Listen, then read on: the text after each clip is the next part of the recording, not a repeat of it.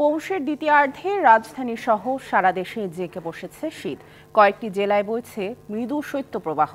কুয়াশায় ঢাকা পড়েছে দেশের অধিকাংশ অঞ্চল। মেঘাচ্ছন্ন ঘোলাটে চারপাশ। শীতের আরও খবর জানাতে চুয়াডাঙ্গা থেকে সরাসরি যুক্ত হচ্ছেন আমাদের সহকর্মী কামরুজ্জামান সেলিম।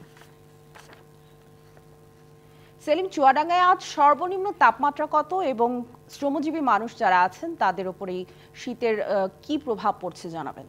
ডিগ্রি সেলসিয়াস, সেটি আজকে কিছুটা বেড়ে দেশের সর্বনিম্ন তাপমাত্রা রেকর্ড করা হয় 9.8 ডিগ্রি সেলসিয়াস। সেটি আজকে কিছুটা বেড়ে 10.8 ডিগ্রি সেলসিয়াস তাপমাত্রা রেকর্ড করা হয়েছে। গতকালকের তুলনায় কিন্তু আজকে তাপমাত্রার পারদ 1 ডিগ্রি বেশি হলেও কিন্তু শ্রমজীবী মানুষের কিন্তু কষ্ট একেবারে কমেনি, বরং বেড়েছে। বিশেষ করে সকাল থেকেই কিন্তু হিম বাতাসের কারণে শীতের যে তীব্রতা সেটি বেড়েছে। আমরা সকাল থেকেই দেখেছি শ্রমজীবী মানুষ যারা রয়েছে তারা কিন্তু ঘর থেকে বের হয়েছে।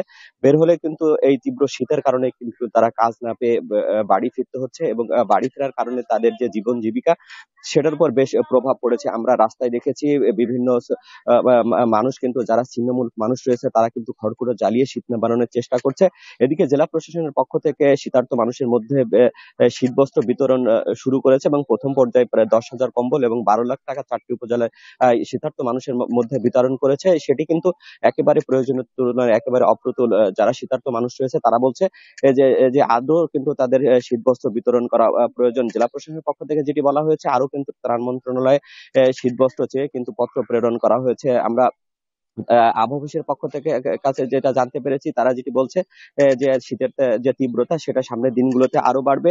এছাড়া কিন্তু আরো বেশি বিপাকে রয়েছে যারা শিশু এবং বয়স্ক রয়েছে, তারা কিন্তু শীতজনিত বিভিন্ন রোগে হাসপাতালগুলোতে ভর্তি হচ্ছে। চুয়াডাঙ্গা সদর হসপিটাল কিন্তু 20 বেডের যে শিশু হাসপাতাল রয়েছে সেখানে প্রতিদিন কিন্তু প্রায় শতাধিক রোগী ভর্তি হচ্ছে। এই কারণে কিন্তু যারা চিকিৎসক রয়েছে, নার্স রয়েছে, তারা এই চিকিৎসা দিতে গিয়ে বিপাকে পড়ছে। তো সামিয়া, এই ছিল চুয়াডাঙ্গা থেকে শীতের সর্বশেষ পরিস্থিতি।